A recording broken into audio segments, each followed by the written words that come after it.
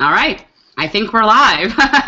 Well, welcome. Thank you so much for joining us here today, moms and dads. We have a special treat, and I hope you're ready to have your world rock when it comes to life of being a parent. So I just want to say congratulations for you for being here, because it actually says a lot to us that you're willing to take time out of your evening to come to a parenting Google Hangout, even though you may not know who we are. Yet, exactly. Well, I just want to say my name is Bonnie Leota, and when I first met Tom, I thought I was the greatest mom in the world.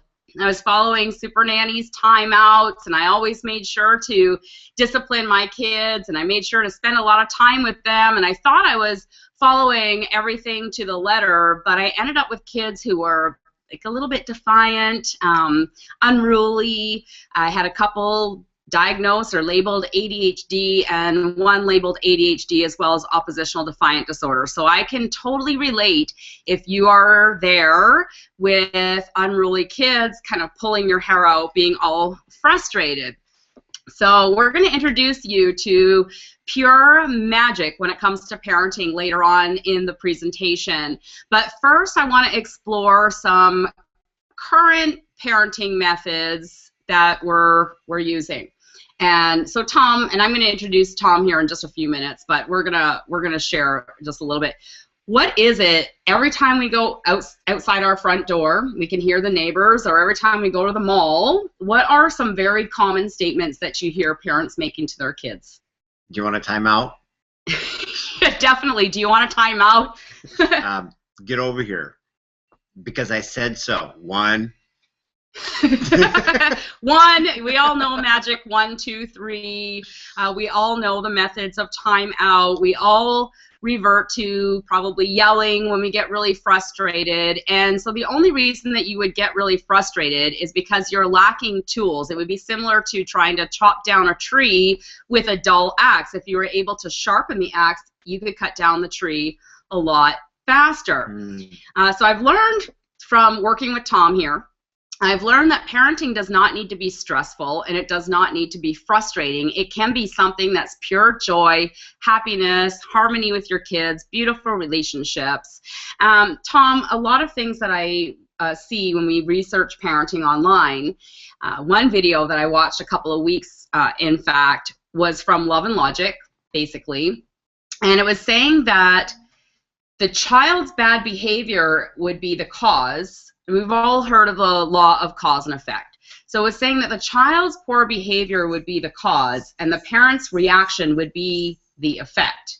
Now, before Tom answers the question, I'm gonna leave you sit on that thought for just a moment, because I do want to tell you that Thomas, when he first told me that he worked with thousands of kids, I literally wasn't very impressed. Like, I just met a teacher, I think 2 days ago, that said, I've been teaching for 35 years. Okay, so great. We've met a lot of people that have worked with kids, thousands of kids for, dozens of years. So it didn't impress me at all, really, until I saw him engaging with my kids, and it got to the point where they were so helpful and so cooperative and so grateful that I just looked at him and said, what the heck did you do to my kids?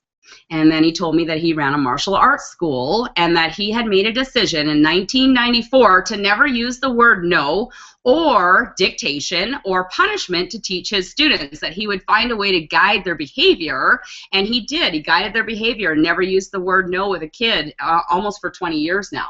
Is that correct? Yeah, and at first, how that was going to work, not a clue. Didn't even have I had a strong why. But as far as how it was going to happen, it was just like getting in a ship and just sailing out to uncharted waters and going, where are you going? I don't know. How are you going to make it? Couldn't tell you. But I know why we're going. And so that's important. Exactly. So what was one of the first things that you noticed working with the kids? You were talking about them all running around the dojo, kind of going crazy. What's one thing that you would do that where you kind of saw an aha moment when it came to working with kids? Well, I think probably one of the coolest things about kids is they love structure. And so if you just were to take a moment to observe, put a child into, like, say, an open room or an open field or some area where there's really not a lot going on, and you say, go play. And then you would just kind of see them go, and kind of look at you like, really? There's very few kids that could have a internal mechanism of them to visualize or create their own little world to play in, which once again is structure. But if you were to go to a water park or even just any basic park that had some slides and a jungle gym, man, you're like a dog holding, you know, a dog back on a leash going, whoa, whoa, whoa, whoa, wait, wait. And they're like, can I go, can I go, can I go? It's going to be so much fun. And anything that's structure-wise, they would flock to. Mm-hmm. So the first observation was kids love structure, something to go over, around, or through, or look what I can do. And that was one of the things I remember seeing, that the kids would always say, hey, look at me, look at me, look at me, because they had something to show. And it was a real direct correlation with structure. No structure, nothing. Structure, man, they were just blossoming like a huge flower on a, like, right in the middle of sunshine like a day. It was just ready to go. Okay, so give us an example. The kids are all running around. You want them to sit at attention stance. Oh, well, it has nothing to do with what the parent wants. Okay. Yeah, parents approach it very ignorant. And what I mean by ignorant is they don't even know that they don't even know. Yeah, because if I had 100 kids running around, I'd be like, okay, everybody sit. All right, see Joey over there. You come on, sit here. And Tony over there. Okay, stop hitting Susie. Yeah. That's kind of how it would go. So tell us how it went where you notice the guiding. Yeah, the parent wants something, but never took the time to even find out what was important to the child. Mm-hmm. And when the parent could actually help the child find exactly what it was that they wanted to do, or show them in a way of what they could do versus don't do that, get over here, stop, put that down, of what they don't want them to do, that was a real big shift. Okay. All right. So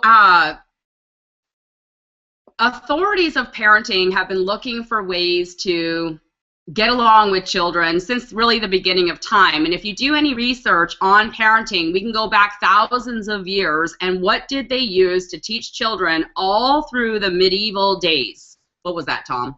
Oh, you mean like the corporal punishment? Corporal punishment. Yeah, they would beat them with switches. They'd lock them in closets. And I'm talking like, if the child was unruly at 8 in the morning, the kid would be locked in a closet and let out later that night when the parents came home from their outing or from their job or whatever. So they'd be locked in there all day. You could even, like, depending on what country that you're seeing this in, but here in the United States, you could go back on the record books well over 100 years ago, and it was called the rule of thumb. Mm-hmm. If you've ever heard of that, well, what it meant was, by law, the father or the leader of the family could actually take their thumb, and whatever the width of their thumb is, they could use a wicket stick to hit or strike any of their family members to, quote-unquote, keep them in line or discipline them. Mm-hmm. So if you were a woman at that time, you'd probably look for a man with small hands, for obvious reasons. That would be correct, all right? So they used corporal punishment for thousands of years, literally, and it's still actually legal in, I believe, 19 states and many countries around the world still have corporal punishment in the actual classroom.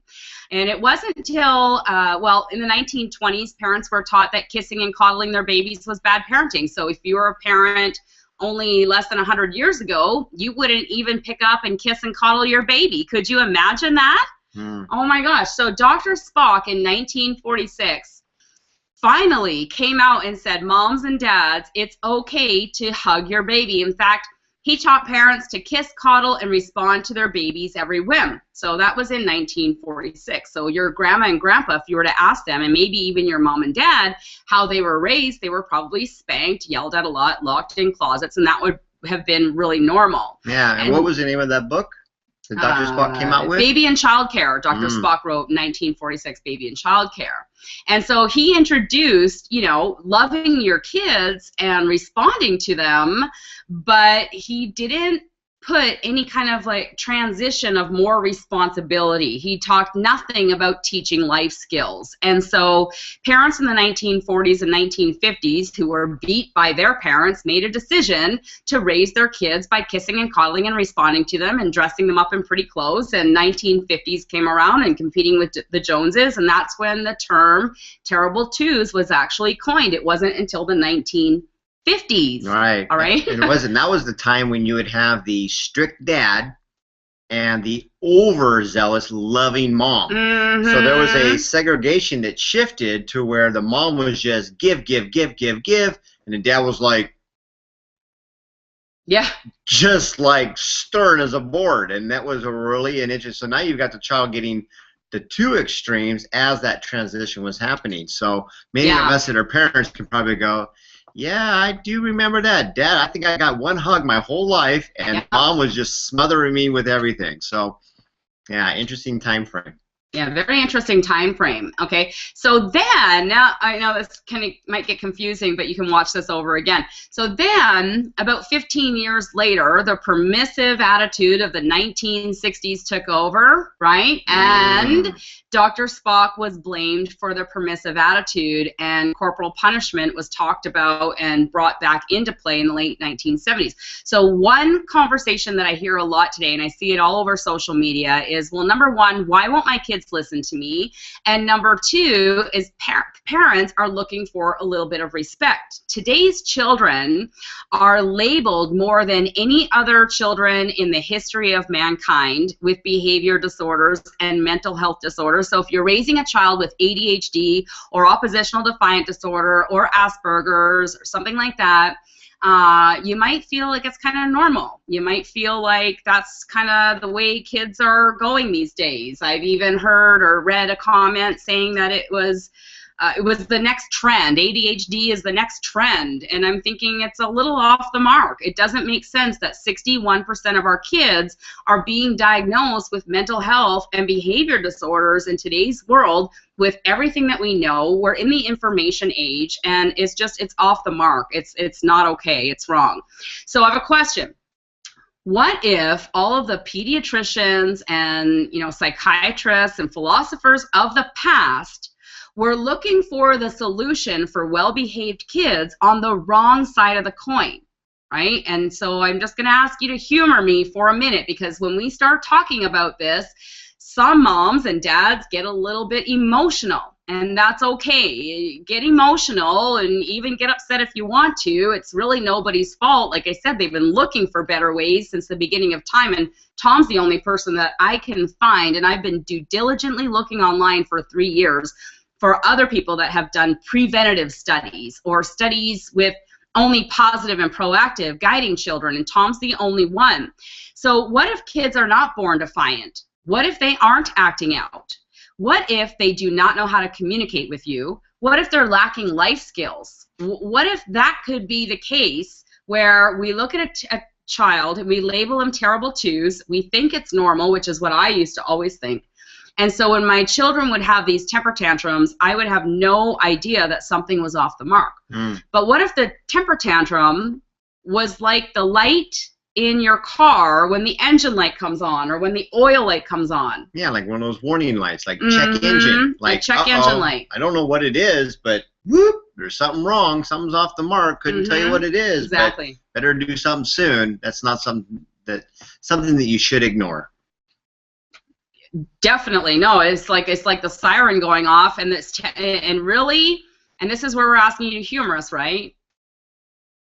When your child has a temper tantrum, you can sit back and go, what life skill do I need to teach my 2-year-old, and how can I validate what's important to him so we can work together more like a team versus the parent controlling the child, always looking down on the child, controlling the child, come here, do this, sit there, be quiet because I said so, put your seatbelt on.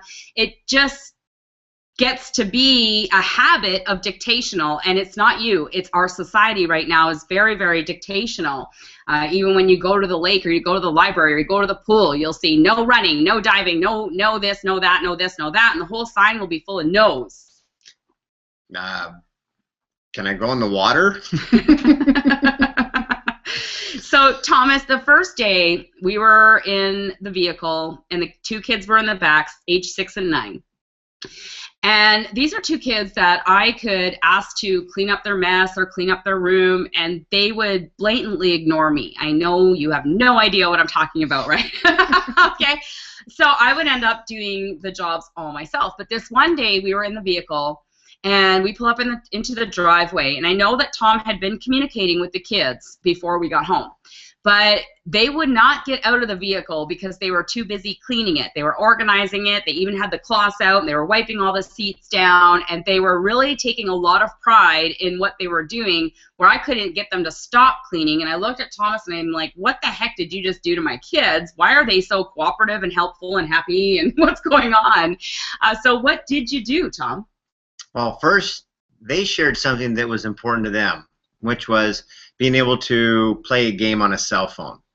They were really into that and like, ooh, you have a cell phone. Hey, can I borrow your phone? Can I play a game on it? Mm-hmm. So I acknowledged it, and it was like, wow. So which game do you like? What is it about the game that you like? I got them to have a little bit of a conversation to really see what was important to them. And instead of just going, oh, I want to score points with the kids, here you go. Or, hey, I got a game here. Anybody want to play? Right? That's overcompensating or bribing and those types of things.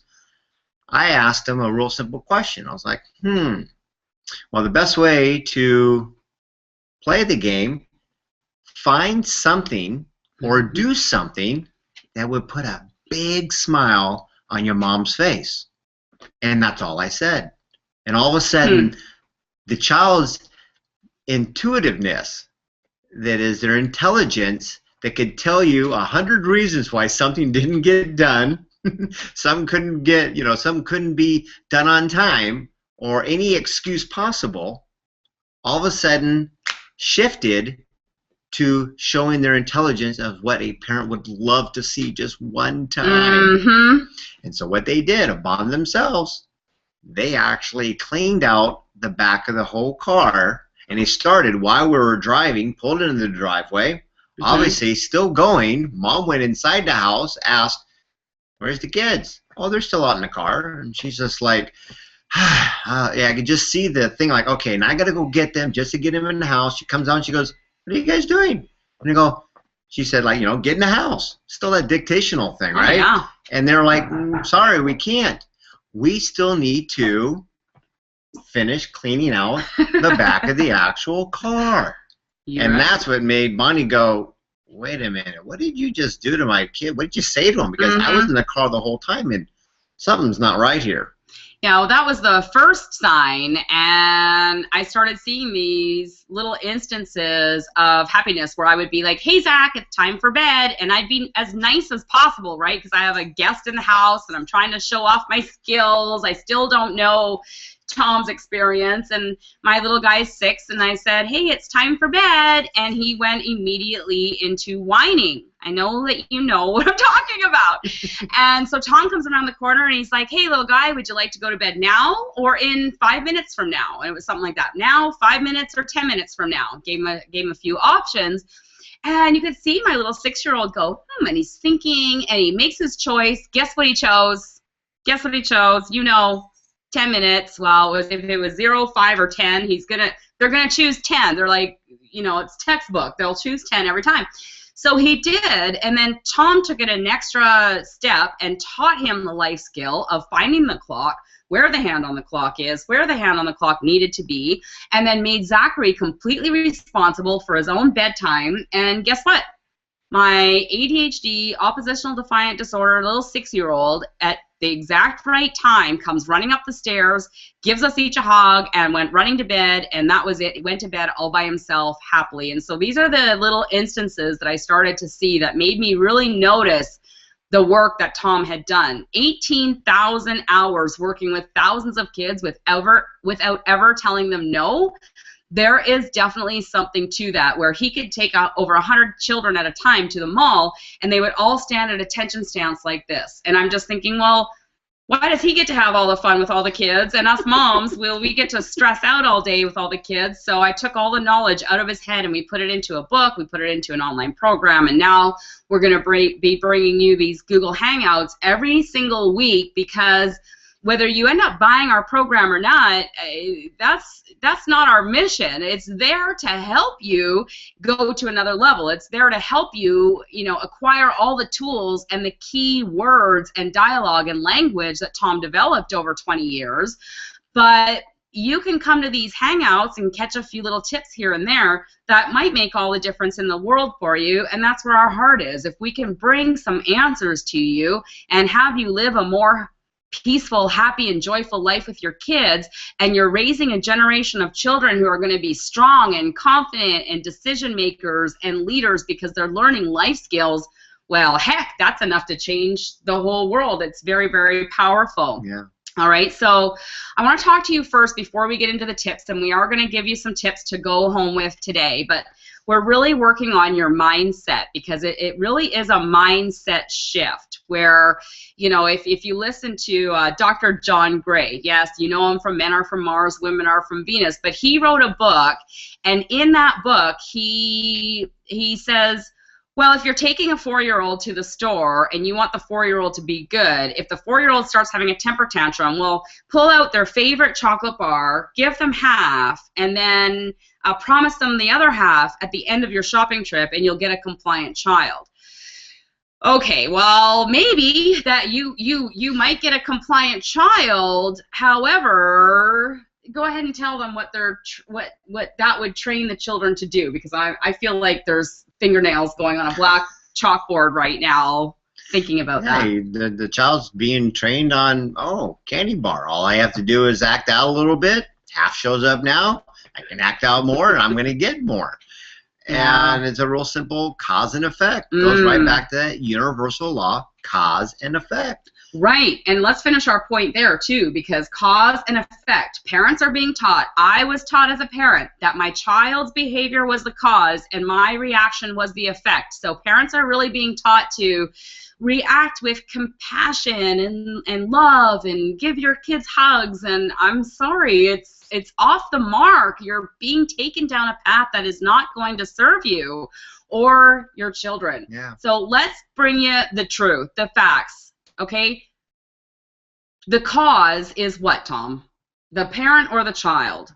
Oh, the parent's behavior, approach, methodology, the way that they speak, everything that they bring to the table when they start the interaction is the cause. Yes. 100%. Well, let's work with everybody. 99.9999989%.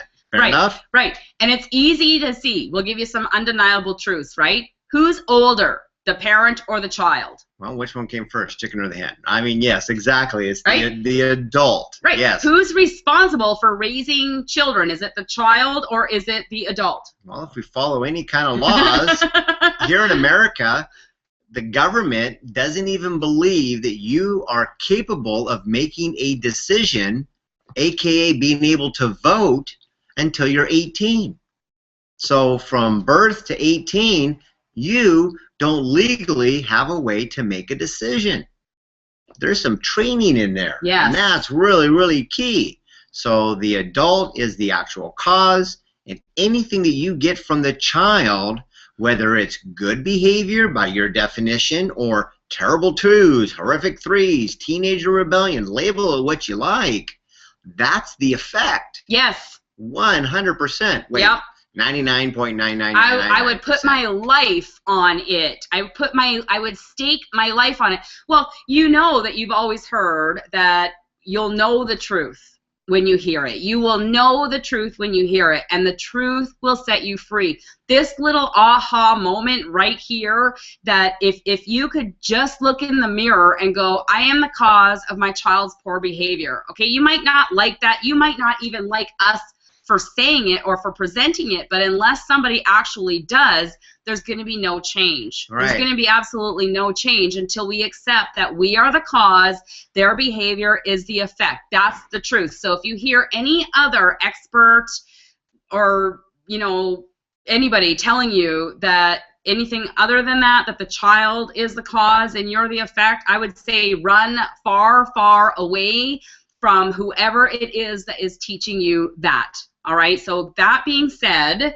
you mentioned, Tom, there's a transition period. There's a transition period between the ages of 1 and the ages of 18. And I had a thought earlier, because I was like, well, if all of the lions of the world began to, like, tell their cubs exactly what to do, when to do it, you know, sit here, mama will go make the dinner, and you just sit here and I'll serve you. And don't worry about hunting, don't worry about gathering, yeah. I'll get you everything. Oh, did you need some more juice? Do you want a birthday party? Santa's coming. Did you want another chicken leg? I mean. Exactly. Now, what's going to happen are these lions are going to become around 10 years old, human time, and they're going to start acting out a little bit. They're going to start playing rough, and they've really got no responsibility, and they really haven't been taught any life skills. They just kind of living life and going from one thing to another and getting themselves in trouble. Mm-hmm. Could you imagine if all of the wildlife ended up being diagnosed with some sort of mental disorder and then prescribed medication? It doesn't work. The only reason that it works for humans is because there are doctors and there is medication. Now, you can alter behavior with medication, but that is exactly the same as taking the engine light out on the car, isn't it? We hide the symptoms, but the symptoms are still there. The problem is still there. And I like your story on it, because when you really think about if all the offspring never had to struggle or learn a life skill in order to leave the den, the nest, however you want to look at whatever example. Well, if they didn't have any survival skills, aka life skills, and then there you go, they're just going to be fat little bunnies or fat little things out there going, well, how do I feed myself? Right. How do I even know how to do anything? Right. And nature doesn't do that. However, we as parents are doing the opposite of that natural cycle. Yes. And so a disorder is always supposed to happen. But if we put things back into order, then all of a sudden all these things will fictitiously disappear, just like ADD is a fictitious disease. Mm-hmm. It's made up. It is. It doesn't exist. Actually do your homework. Find the person who actually was the originator of it. Yes. And then actually find out that 6 months before he passed away, in one of his last interviews, actually quoted, "This is a fictitious disease. It never existed." Right, but because of so many complaints from so many parents of, hey, my kid's not listening to me, or my child is acting out, they had to come up with something. And yes, they can alter the behavior, but that's not really what we want to do. No, but what was the name of the gentleman? Dr. Leon, I want to say Eichenberg, but if you just Google ADHD or ADD fictitious disease, you will see the article where it literally quotes the grandfather, 87 years old, on his deathbed, 2 or 3 months before he died. He came out with that statement. Now, also, he was the one that actually gave the original definition of the disease. Yes. So when you do your homework, you'll look at it and go, maybe there's something to it. But you see, he understands that it was a lack of attention deficit disorder. But what he didn't understand, and what he couldn't understand, is how to give the attention. Because walking by and going, "Good job, little Timmy," is not the attention that our children need from us. They need life skills. They want to be included in the family household, and as much as they might complain at the age of 10 or 11 when you ask them to make the bed, they need it. Their spirit, their soul, part of them as being a human being, in order to advance and grow and to be happy and to feel like they belong and to have self-confidence, they need responsibilities, and they need you to, be their champion. They need you to be their champion. They need you to speak out for them and to kind of be that mentor for them, because they don't have even the thought capacity to ask you, "Hey, Mom, Dad, I know that you're yelling at me for banging the glass on the glass table. I know obviously it's upsetting you, but I don't know how it can be wrong. I don't know that it is wrong. I don't know that the glass can break. I need you to actually teach me where can I bang? And what can I bang on? Because that'll make all the difference in the world. And now, obviously, we're using a 2-year-old example, but the same thing can be said for an 8-year-old who, wants to, go for a walk by themselves, or go hang out with a friend by themselves, or start being able to play video games all by themselves, or see what I'm saying? Yeah, kids don't act like that because right. they've never been taught. They don't even have the intellect to even speak that capacity. Right. So all they know is, let me see. If I whine and cry, it shows up. If I want it again, what do? Whine and cry. It shows up.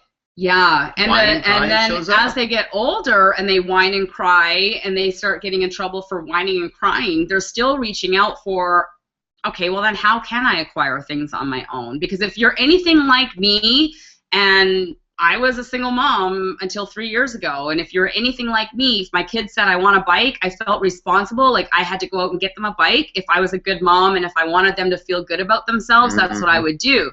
And so my kids always had bikes, they always had cell phones, they had iPods and iPads and computers, and well, you name it. We're living in the 21st century, and that is life for our kids. But when Tom taught me, teach them life skills and empower them, because if my child came home and said, I want a $500 bicycle, I immediately would go into a cardiac arrest. Like, oh my gosh, how am I going to come up with a $500 to pay for a $500 bicycle? But in effect, it wasn't my responsibility to give him the bicycle. It was my responsibility to teach him what he needed to do in order for him to make that show up by himself. Because if he really wanted it and it took him a whole year to save $500 or half of the money, or 2 years or whatever to save for it, how does the child feel at the end of the timeline when he's got his own money and he can go to the store and he can pay for the bike all by himself, and you taught him the life skill? See, you will know the truth, and the truth will set you free. You are not responsible to say yes or no to your child. This is how Thomas can always say yes to children, because he can always go, I would love for you to do that, be that, have that. Here's how we're going to make it happen. Or what are some ideas you have on how we can make some money? What are some thoughts you have? And so he really teaches the kids to start to think, because if we do all the thinking for them, and most of us are, then how are they ever going to develop these thought patterns on their own? Right? They're not. And so we're at 6:32 right now. And so we understand that if your child's acting out is a warning signal that is something is off the mark, the shift is, working with us, is taking a complete educational approach versus a behavior approach. So instead of looking at them like that's bad behavior, we start looking at them going, what are the life skills that my child requires in order to, have better results the next time we go shopping, or the next time we sit in a car, or the next time they're playing for an hour with their sibling. Yeah, and I really like your example of the warning light. You're driving your car, the warning light comes on. What do? Something's wrong. Now, how silly would it be to go to the mechanic and he goes, I need to check your thing, I need to do this, it's going to cost, hey, could you just maybe take the dash open, take the light bulb out, put the dash back in so I don't have to see it anymore? Is there a magic pill you could just wave to my kid and so he falls right into place? Right. Well, there might be something you could do that, aka medication, some other type of thing like that. But and I know that if you did that, took out the check engine light on your car, you're on borrowed time. And when something does happen, it's going to be big, right? So now what you really think about is, let's get away from these quick fixes like taking the light bulb out and putting the dash back in. If you do something, I am the cause, 100%. If I do this with my child and he acts this way, I created that. That temper tantrum, that teenager rebellion, I caused it. And when you can take a moment and actually do that, then you can actually take a universal remote in your life and go, I did this, it produced that. Let me pause, let me rewind my life back maybe 10, 15 minutes and go, what is the opposite of what I just did? Dictating. I actually told them what to do. Go do this, get me that, stop doing this. Dictating. Opposite of dictating, asking questions. hey, where's the best place for your bike to be versus put your damn bike away. That's huge. And then to Tom, it's like, oh, he just said a sentence. And if you're sitting on the other side of the computer, you could be like, hey, that's a nice sentence. But I would be writing that down. Hey, guys, where is the best place for your, well, we just went back to school. So where's the best place for your backpack? Where's the best place for your homework? Where should your shoes be? And I just want to highlight that because that wasn't, you know, part of our presentation tonight, but it's huge because when you can get into the habit of asking these questions, your child has an opportunity to give you the correct answer. And when they give you the correct answer, they can now be praised. And if you watched our 4 free video series, then you've seen me tell the story of I would phone Tom when I was just discovering his greatness and the Creating Champions for Life philosophy. And so I would phone him and I would be like, what's that question again, when they're supposed to be doing something and they're not? Because I would usually go into the living room and go, hey guys, I've asked you to clean the kitchen 3 times. What do I got to do? And it would become a power struggle. And so I'd phone Tom and he'd say, what would you say, Tom? What do I do? What do I say to my kids when they're laying around the living room and they're supposed to be doing their chores? Hey guys, what should we be doing now? Right. So I'd go back in there, and this is what Tom would always do when he was in town. He'd ask them, they'd give him the answer, they'd hop right to it. He'd leave town, I'd go, hey guys, what should we be doing right now? And they would go, I don't know, just like that. And so then I'd be like, oh, hang on just a sec, I'll be right back. And I'd go to the other room and I'd phone Tom and I'd say, Tom, they said I don't know, now what do I say? Well, I know you don't know, but if you had to guess, what would be your best guess what you should be doing? Awesome, thanks, click. And I'd run into the other room. I had my own personal translator, right? There was no book, there was no program to study, it was just Tom. And so I'd write it down on a little sticky note, put it on my computer, and I'd go out to the other room and I would say it. So the second time I went out, all 4 of them, and I want you to picture it, age 13, 11, 9, and 6. And so they're all sitting around the room. And so I asked them the question the second time. I know you don't know, but if you had to guess, our chores, you guys are so awesome. Look how smart you are. And when do you think would be the best time to do that? Now or in 5 minutes from now? Oh, now. And they do their chores. And it was just like so mind-boggling that after I had about 400 sticky notes all over my office, I said, Tom, you have a full-fledged philosophy that every parent in the world needs to know because every parent in the world would like to have as much fun with kids as you do. Yeah. And so that's where we created it. Yeah, and it's really like relating it to a language. Mm-hmm. Pick any kind of language, right? Spanish, French, German, Chinese, whatever it is, it's a different language than what you speak might be English. But what if this was actually like the language of kid? Yes.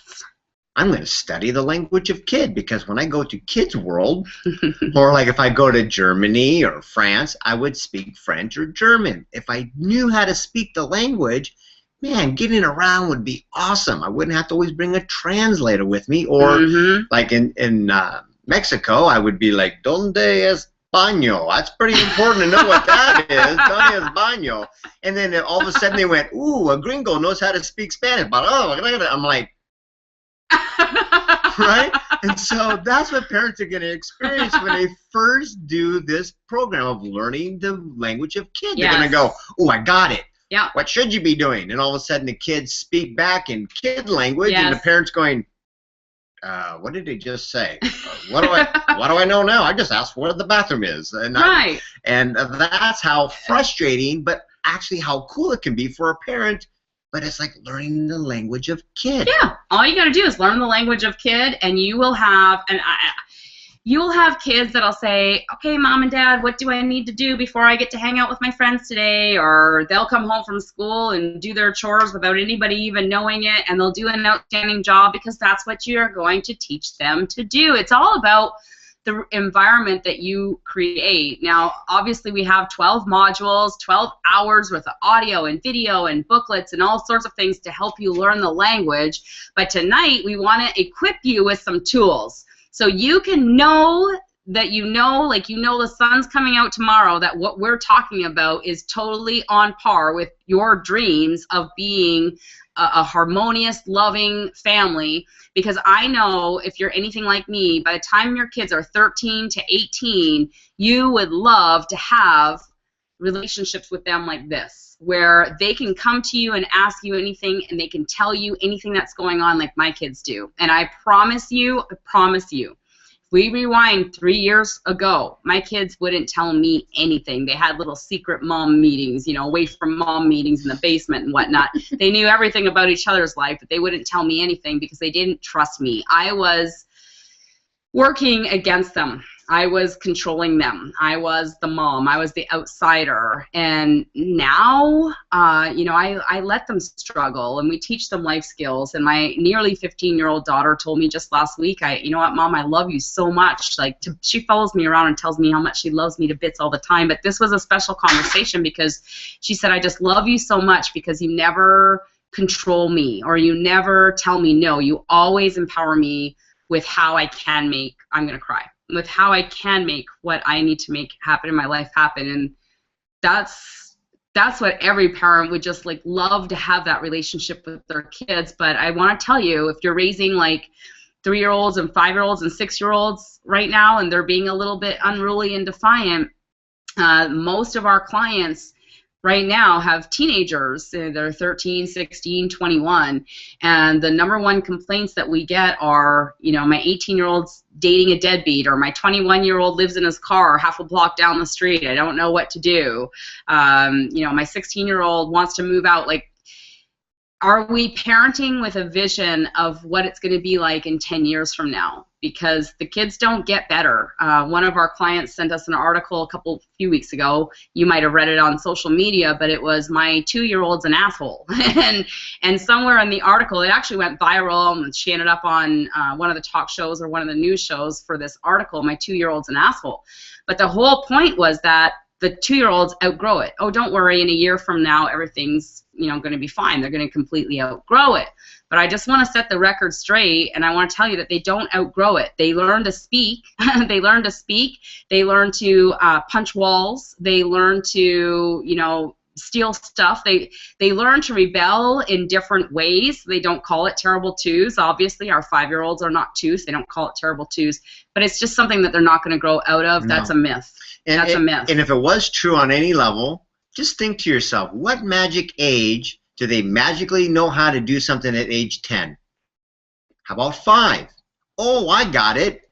When they turn 16, they know exactly how to drive every kind of car out there. Yeah, they outgrow their bicycle. Right. Oh, little Timmy, you're 16 now. You've outgrown your bike. Here's the keys to the car. And they know how to do everything without any kind of life skill training. Right. I've never met a child ever that has reached a certain age and then all of a sudden knew how to do something right off the bat. Right. It never existed. Right. And so this growing it or outgrowing something, no, don't count on it. Do not count on it. It does not get easier. It gets much, much, much more difficult. So I would suggest to learn the language of kid as fast as possible. But let's give them some tips before we run out of time. We got about 16, 17 minutes left. So hopefully you have your pen and your piece of paper and you're going to take notes, and you should already have written down, hey, where's the best place for that blank? All right, that is a question you can use today or first thing in the morning, and you'll see immediate results. Your child will go, oh, they're supposed to be in my room, and they'll grab them right away. It's textbook, you guys. It's textbook, so I challenge you to use it. So, Tom, let's share 3 tips. Tip number 1 that they could actually use as soon as they're finished this hangout. They can go use it with their 2-year-old or their 16-year-old and produce better results. Well, let's just approach it with the opposite of dictating. A child asks you something, they share something, they want to do something. Hey, look at this. And we automatically translate it into our brain of that's dangerous, better put it down, can't do it. Right.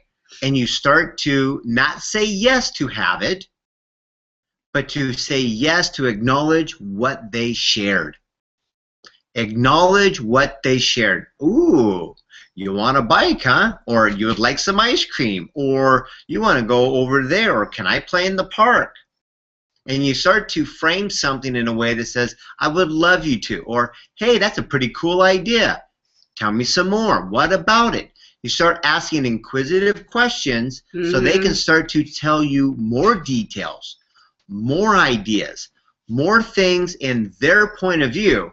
Because there was that one story of the dad with the child they were separated, and the child was showing interest in paintballing, and dad went out and bought all the equipment and took him paintballing. Yes. And wondered why the kid wasn't so appreciative.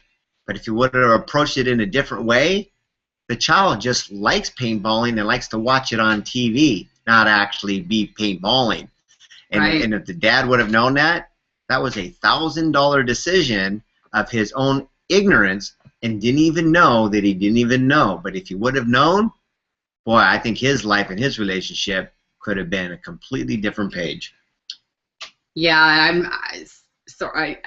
I actually want to add more detail to the tip, but I don't think it's time. I think I could get so lost and so deep. That's a great tip. Number one, listen to your child. If they're 1 to 18 to 35, listen to them and validate what's important. And so here's an example. If your 13-year-old wants to go to an R-rated movie with her friends, all right? Give me an example of how you would validate and empower that child without giving them permission to go. And how old's the daughter? The daughter's 13. Okay. Wow. I would love for you to go to one of these movies, right? You acknowledge it. Well, what's the name of it? Where is it at? And who's going to be going? How did you even hear about it? You start to do a little detective work in the whole thing, and they're just like, well, the kids are talking about it. Okay, and so let's go ahead and look at the R rating, R17. That's usually when you're 17 years old or you go with an adult. So I would love for you to go. So let me make sure I get this right. You want to see the movie, got to be with an adult, so when would you like to go? Well, I don't want to go with you. I mean, they're wanting to see what it would be. So let's see. We can either go ahead and follow the rules, right, which is when you're 17, then we have that option to go, or you go with an adult, which is me, and we can actually go see it together if it's actually a movie that would make sense or that I would actually approve that you should see. And so you want to give them a chance to actually know what they can do, and in no shape, form, or fashion did I ever say no. It's letting them know how it works, so if you were out of the picture, then that child on their own could actually know what it takes to go see a movie. Yes. And that's what's key, is giving them a life skill that if you're there, it's great. Remember the translator idea? But could they actually speak the language if they were by themselves? And that's what's very key. Absolutely. All right, so we're from moving forward, or from at least this week till next week, or till you book a time with us, you're going to begin to just listen and simply validate when your child speaks about anything. And they bring up the word sex, and you go, cool, tell me what you know about that, right? Or what are your thoughts about that? Because it could be just something they saw on a 2-minute TV commercial, and they have no idea what it is. They just like the word, and they realize it brings some emotion. They don't know what it means, but they say the word. So rather than take an adult perspective and put it on your little 5-year-old who's using the word, let's take an educational perspective and start just teaching them about everything that you can. Give them the tools and the life skills. All right, tip number 2.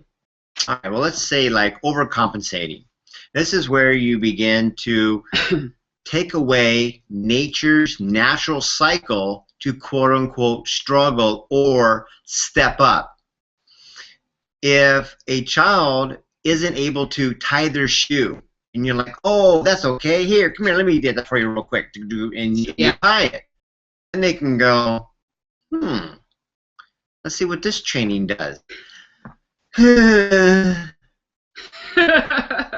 Oh, look, my shoe's tied. Yes. And then the kids, I'm being very straight with you. They're 4, 5, 6, and they're all like, so what do you do to get your parents to tie your shoes? Because all I have to do is go, and then they're tied. And they're going to say, oh, I just do this. And see, If they weren't there by themselves and you weren't there to tie it for them, what would they do? And see how that's so detrimental is we're crippling the kids. Yeah. Because if you were to take like the butterfly, right, out of the cocoon, and you were to go, oh, he's struggling, let me just kind of open up and cut it open and just help him. Well, see, it's the actual fact of the matter is that the struggling part for them to wiggle and do this, move it, takes the fluid into the actual wings, so the wings will work. Because if you're opening it up, the butterfly is crippled and will not be able to fly. And that's what we're doing. We're crippling our kids. I'm not mean setting them up to where it's just like, hey, good luck, you're never going to make it. You know, no, that's what it's about. It's like, if it had to do with the shoe, right? Show me something that you know. Well, you know you got to have a rabbit ear. Okay, great. Then I don't know. Well, what if you were to wrap something around it? What options do you have? Oh, you know, you give them something that's always a little bit of as a +1. So the next time they got the rabbit ear, they tie one around, then what do? Then you could add another one. So yes, you will be tying their shoes for them. Here you go, da-da-da, got it. Good. There's 5 steps. You're going to show me number 1. I'll do number 4. Then the next time it happens, you're going to be doing number 1 and 2. I'll do 3, 4, and 5. And you can see the transition will shift to where pretty soon the kid's like, whoa, check it out, Mom. You won't even get to like 4 and 5 because they're watching, going to go, check it out, 1, 2, 3. Look what I did. Dun, dun, dun, dun. And just that moment right there, every parent in their heart, you know this to be true, they sit back and be like, that's my little boy. Oh, look at little son. Look at my little princess. Yeah, I mean, you moms, dads, you just know it to be true. And that's the essence. And we all experienced it when we watched our kids take their first step. Yes. Let's go back to that essence of right there. We've lost it. We're off the mark. We're the cause. We go back to right there and we do it every single step till they're 18. And when we do our job right, this whole percentage of kids leaving and then coming back because they can't survive, we created it. Yeah. If we know we created it, guess what? We can be the solution to fix it. That's how it's so empowering. So get past the whole blame thing. Let's just go into what can we do and what does work. Right. And so number 1, we can listen and validate. And number 2 is we can begin to allow our children to struggle a little bit more. So as we're doing up their shoelaces, we're now taking the approach of teaching them how to do it on their own. So we're getting some cooperation, I guess, harmony. What I see is so amazing. When you work more and more with us, your parenting will go from opposing each other to walking with each other. And that's just everything. Like, I think that would fulfill most parents' deepest wishes as a parent, to be able to walk with their children and teach their children all of the life skills. So it's not like walking with your children, allowing them to be unruly and defiant. They won't be. The children's natural state of being is joy. They would love to be praised. They would love to please you. But, and this is going to be point number 3, when we're telling them don't, no, stop it, can't, do as I say, and just listen to me, we're putting ourselves at an opposing end, and we're guaranteed power struggles that way. Yep. Right? And so tip number 3 is focus on... Well, this is where you actually get into bribing versus them having an idea to act on. So here's the child. You get ready to the store and be like, so who wants a cookie? Well, of course, every kid. It's like a welfare system. Who wants $500? I mean, it's just handing them out. And then pretty soon, they start to think like, well, what are you going to give me? Now you start having all these teenagers that are just lethargic laying on the couch going, well, aren't you going to bribe me with like 20, 30, 40, 50 bucks to go mow the yard? Versus them going, hey, you know what? I got a chick I want to take out on a date. Let me see. I got 20 bucks. I can mow the yard. They're starting to put things together for themselves, but they're waiting for you because you bribed them. And you think, like, hey, it wouldn't be a good idea to give them something up front. So the opposite of that, instead of bribing, is being able to, well, what's your best guess, Bonnie? This is where Bonnie was at, what, 3 years ago, right? You actually have them make a goal, have some kind of idea of what's important to them. Oh my gosh, serious? I'm just playing with you. I've learned this lesson, but every time I hear it, I'm, okay, really? That's how simple it is to empower the children? Okay, so let me give an example. Wait till they want something. And when they ask for something, that's when you acknowledge it. Awesome. That's called a goal. And the only reason that they don't get it or don't do it is because they don't know the necessary life skill to make it happen on their own. Correct. And if you do it for them, they'll never learn it. But if they look at you as that mentor to give them a different point of view of what they can do, well, let me show you how it works. There's 3 different ways you can do it. You can steal it, you can earn some money and buy for it, or you can sit there and make a trade with somebody. Oh, I never really thought of it that way because I was so used to just crying and the bottle showed up, and I'm still using that same technique and I'm 10. Okay, so I want to prove a point. I want to prove a point. When I started learning about this, I was just so excited that I could actually, like, first of all, I felt free because I'm like, I'm not responsible for saying yes or no. I mean, I can, okay, that is freeing. I don't ever have to give them anything, but I can empower them with life skills so they can learn everything. All right, and so during this time, we were going through a little bit of a transition, and Tom and I were going to Mexico for a little bit, and so I remember telling my daughter, if you do this, this, and this, I'll fly you to Mexico. But she never asked to go to Mexico. And bribery. I was bribing her, right? I was bribing her. So I laid it all out. Well, no, we set a goal because I wanted her to go to Mexico. She didn't necessarily want to go. And so anyway, she didn't do this, this, and this, and she didn't get to go to Mexico. And then Grandma bought her like a $30 hair straightener for Christmas, a $30 hair straightener. And she said, I would have done this, this, and this for my hair straightener. You see, because that was important to her. No, and so rewards. Yeah, I just wanted to really make that point on how easy it is to go, hey, if you're good in the car, we'll stop at McDonald's on the way home, or whatever it is that you think is important. But when we don't bring anything up at all, and we just live our lives, and we have the environment all laid out, and we don't do anything, it allows the children to start doing their own research and looking at what movies are playing and thinking about what would make them happy and things that are important.